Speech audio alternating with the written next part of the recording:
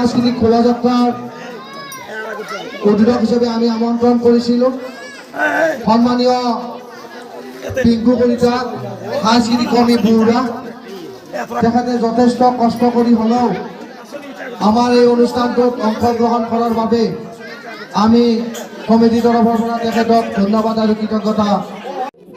পূজা ভাগ আয়োজন করেছে এই আয়োজক সমিতির সভাপতি সম্পাদক প্রমুখে বিষয়ববীসকললৈ অশেষ ধন্যবাদ তথা কৃতজ্ঞতা জ্ঞাপন কৰিছোঁ এইভাবে যে আমাৰ দৰে এগৰাকী অভাজনক এটি সুন্দৰ অনুষ্ঠানৰ শুভাৰম্ভণিৰ বাবে আমন্ত্ৰণ কৰাৰ কাৰণে যদিও বৰ্তমান সময়ত আমি দুৰ্গা পূজা হোক বা লক্ষ্মী পূজাৰ সৈতে আমি জড়িত হৈ আনন্দ কৰিবলৈ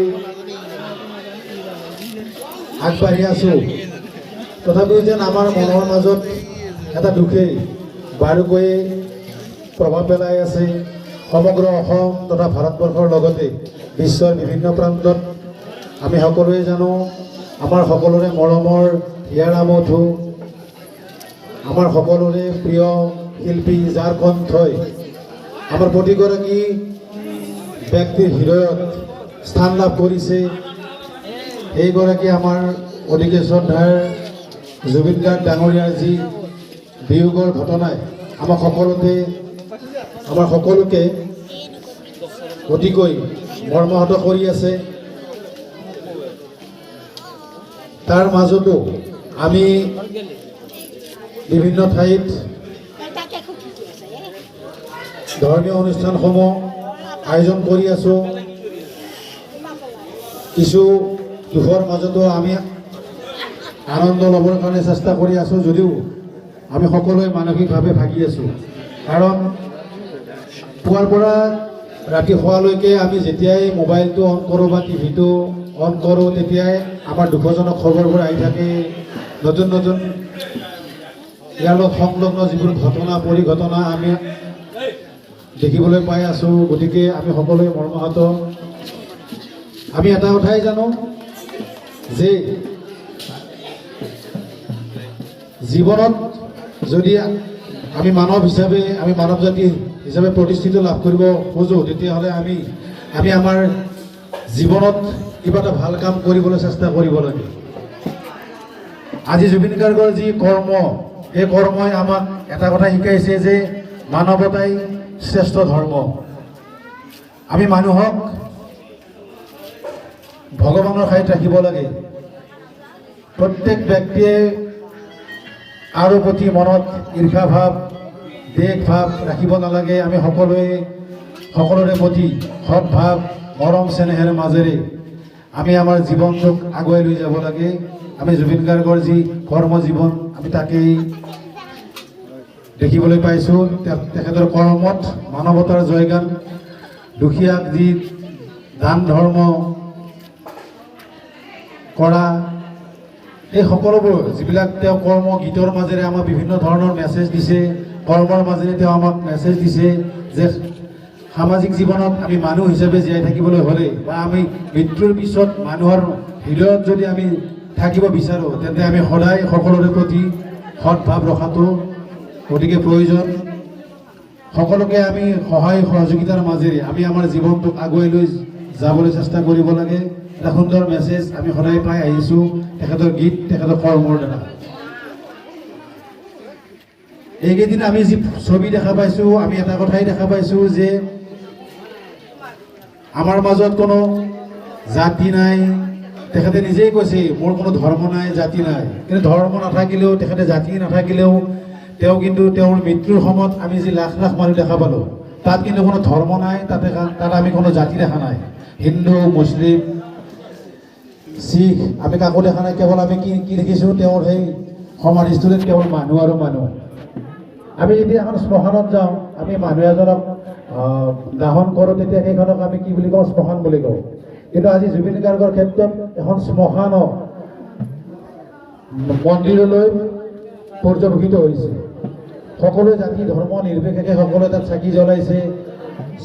যি শ্মশানত যাবলৈ আমি ভয় কৰোঁ, আমি জ্যেষ্ঠসকলে কনিষ্ঠসকলক কেতিয়াবা যদি সেই এগৰাকী ব্যক্তিক দাহন কৰাৰ পিছত আমি তাত যাবলৈ মানা কৰোঁ যে আমি ভয় দেখুৱাওঁ। সেই য'ত আমি ভয় কৰোঁ শ্মশানত যাবৰ কাৰণে, তাত আমি সকলোৱে হিন্দু মুছলিম সকলোৱে লগ লাগি আমি কি কৈছোঁ?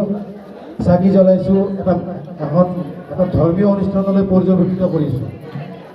গতিকে আমি সুন্দৰ সাধনাৰে, সুন্দৰ চিন্তাৰে আমি আমাৰ জীৱনক আগুৱাই লৈ যাবলৈ আমি সদায় চেষ্টা কৰিব লাগে। এইটোৱে আমাক জুবিন গাৰ্গে শিকাইছে। মানৱতাৰ জয়গান আমি গাব লাগে, সেইটোৱে শিকাইছে। তথাপি আমি দুখৰ মাজতো আমি কি কৰোঁ? আমি যিহেতু আমি অনুষ্ঠানসমূহ আয়োজন কৰি আছোঁ, গতিকে সাংস্কৃতিক শোভাযাত্ৰা বুলি ক'লে আমি এটা কথাই জানো যে এটা অঞ্চলৰ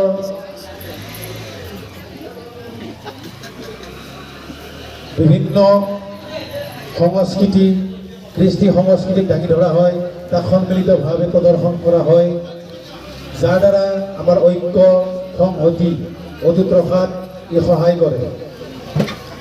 আমাৰ যিবিলাক জাতীয় জীৱনৰ যিবোৰ আমাৰ সংস্কৃতি আছে, লোক সংস্কৃতি আছে, এই আমাৰ বিহুৱে হওক, আমাৰ যিমানখিনি আমাৰ সংস্কৃতি আছে, বিহুৰ পৰা আৰম্ভ কৰি ওজাপালি, দেওধনী নৃত্য, চাহ জনগোষ্ঠী, যিবিলাক জাতি জনগোষ্ঠী সম্প্ৰদায়ৰ আমাৰ বিভিন্ন সংস্কৃতি আছে, এই সংস্কৃতিসমূহক এই শোভাযাত্ৰাৰ যোগেদি আমি কি কৰোঁ?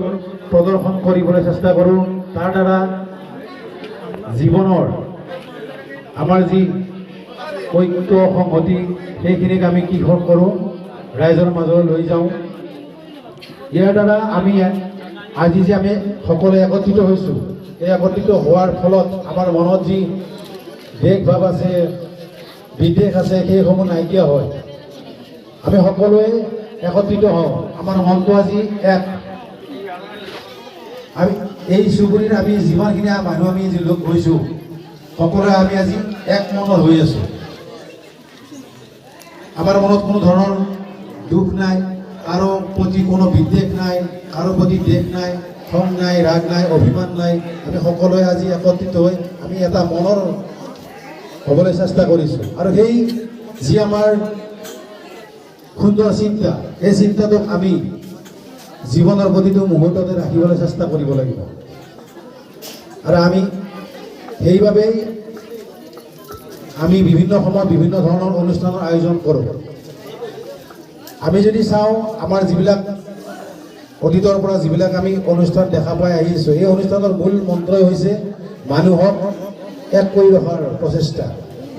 সেইবাবে আমি ধৰ্মীয় অনুষ্ঠানেই হওক, যিকোনো সামাজিক বা ৰাজহুৱা অনুষ্ঠান আমি যিবোৰ আয়োজন কৰোঁ, তাৰ দ্বাৰা মানুহৰ বা আমাৰ সমাজত সকলোৱে এক হৈ থকাৰ বাবেই ই এক সুন্দৰ প্ৰচেষ্টা। আৰু এই প্ৰচেষ্টাক আমি সদায় নিজৰ মাজত লৈ ৰাখিব লাগিব।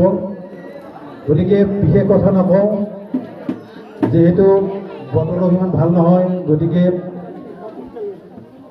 আকৌ কিছু সময়ৰ পিছতে হয়তো আকৌ নাম প্ৰদৰ্শন হ'ব। মই গম পাইছোঁ যোৱা ৰাতি যিহেতু প্ৰতিকূল বতৰৰ বাবে নামৰ অনুষ্ঠান বাতিল কৰা হৈছিল। আৰু ইতিমধ্যে মই খবৰ পোৱা মতে এটি দলক আমন্ত্ৰণ কৰিছে। ৰাজীৱ ডেকা। গতিকে তেখেতে হয়তো কিছু মুহূৰ্তৰ পিছতে আহি পাব, গতিকে নাম আমি চাব লাগিব। আৰু এই চুবুৰীটো মোৰ একচুৱেলি কোনো নতুন নহয়, এইপিনে মই ৰেগুলাৰ অহা যোৱা কৰি থাকোঁ। তাৰোপৰি ইয়াতে যেতিয়া নামৰ অনুষ্ঠান হয়, দুটি নামৰ মই প্ৰায় ইয়াত নাম উপভোগ কৰিবলৈ আহোঁ। কেইবছৰমান আগতে মই যিটো দলত যাওঁ, তৰুণ কাকতি আৰু ভৱেন কলিতাৰ যেতিয়া নাম আছিল, মই ইয়াত চাবলৈ আহিছিলোঁ। ইতিমধ্যে হয়তো বহুতেই ইউটিউবত দেখা পাইছে, মোৰ চেনেলত মই দিছিলোঁ। গতিকে যেতিয়া ইয়াতে যিকোনো অনুষ্ঠান হয় মই প্ৰায় থাকোঁৱেই, হয়তো বহুতে মোক চিনি পায় বা বহুতে চিনি নাপায়। ইয়াৰ উপৰি এতিয়া নতুনকৈ আকৌ মই ইয়াতে আমাৰ নৱাগত পাঠক চিন্ময় কুমাৰে আমাক আমন্ত্ৰণ কৰি তেখেতক সহায় কৰাৰ বাবে তেখেতৰ নামক আগুৱাই লৈ যোৱাৰ কাৰণে আমাক এটি দায়িত্ব দিছে। গতিকে সেই দায়িত্বখিনি মই পালন কৰিবলৈ চেষ্টা কৰিম। ৰাইজৰ মাজলৈ তেখেতৰ নামক লৈ যাবৰ কাৰণে মই চেষ্টা কৰিম। তেখেতৰ এই অঞ্চলৰ যিটো নাগাৰ নামৰ যিটো প্ৰভাৱ, এই প্ৰভাৱটো অসমৰ চৌদিশে বিয়পি পৰক, চিন্ময় আগুৱাই যাওক। এই অঞ্চলৰ যি ঐক্য সংহতি, সেই সংহতি চিৰদিন বৰ্তি থাকক। সকলোৰে প্ৰতি মৰম চেনেহেৰে আপোনালোক সকলোৱে জীৱনৰ বাটত আগুৱাই গৈ থাকক, এয়াই কামনা কৰি আজিৰ যি সাংস্কৃতিক শোভাযাত্ৰা, বৰদিল সাংস্কৃতিক শোভাযাত্ৰাৰ উদ্বোধনৰ যি দায়িত্ব মোক অৰ্পণ কৰিছিলে, সেই সাংস্কৃতিক শোভাযাত্ৰা শুভ উদ্বোধন হোৱা বুলি মই ঘোষণা কৰিলোঁ। লগতে সমূহ ৰাইজৰ পৰা মই আশীৰ্বাদ বিচাৰিছোঁ, যাতে আগন্তুক সময়ত সুন্দৰ চিন্তাৰে আমি জীৱনৰ বাটত আগুৱাই গৈ থাকিব পাৰোঁ। তাৰ বাবে আপোনালোকে আমাক আশীৰ্বাদ কৰিব। আমি যদিও মোক কৈছে সাংস্কৃতিক কৰ্মী, একচুৱেলি মই বিশেষভাৱে জড়িত নাগাৰ নামৰ সৈতে। মই আগতে গৈছিলোঁ মাধৱ কলিতাদেৱৰ লগত। মাধৱদা যেতিয়া অসুস্থ হ'ল, তাৰপিছত মই তৰুণ কাকতিৰ লগত যোৱা কৰিলোঁ। আজি 2 মাহমানৰ একচুৱেলি মই নামত যোৱা নাই। মোৰ এটা এক্সিডেণ্ট হৈছিলে, গতিকে মই আঁঠুটো এতিয়াও মই ভাল পোৱা নাই। ভৰি আঁঠুটো অসুস্থ হৈ আছে, ভালদৰে বহিব নোৱাৰোঁ মাটিত, সেইবাবে মই নামত যোৱা নাই 2 মাহমান। ইয়াৰ উপৰিও আমাৰ ঘৰতে মোৰ ধৰ্মপত্নীয়ে এটি নামৰ দল আছে। গতিকে সেইটো দলকো মই আগুৱাই ৰাইজৰ মাজত লৈ যোৱাৰ কাৰণে আপ্ৰাণ চেষ্টা চলাই আছোঁ। গতিকে আপোনালোকে আশীৰ্বাদ কৰিব, যাতে আমাৰ ঘৰৰ নামৰ দলটিও আগন্তুক সময়ত আগবাঢ়ি যাব পাৰে। আশীৰ্বাদ কৰিব। ইয়াৰ লগে লগে আজিৰ যে সাংস্কৃতিক শোভাযাত্ৰা, এই শোভাযাত্ৰাটি অনুষ্ঠানভাগী শুভ উদ্বোধন হোৱা বুলি মই আনুষ্ঠানিকভাৱে ঘোষণা কৰিলোঁ। ধন্যবাদ। শ্ৰদ্ধাৰ উদ্যোগ মহোদয় কম সময়ৰ ভিতৰত আমাক যথেষ্ট কথাখিনি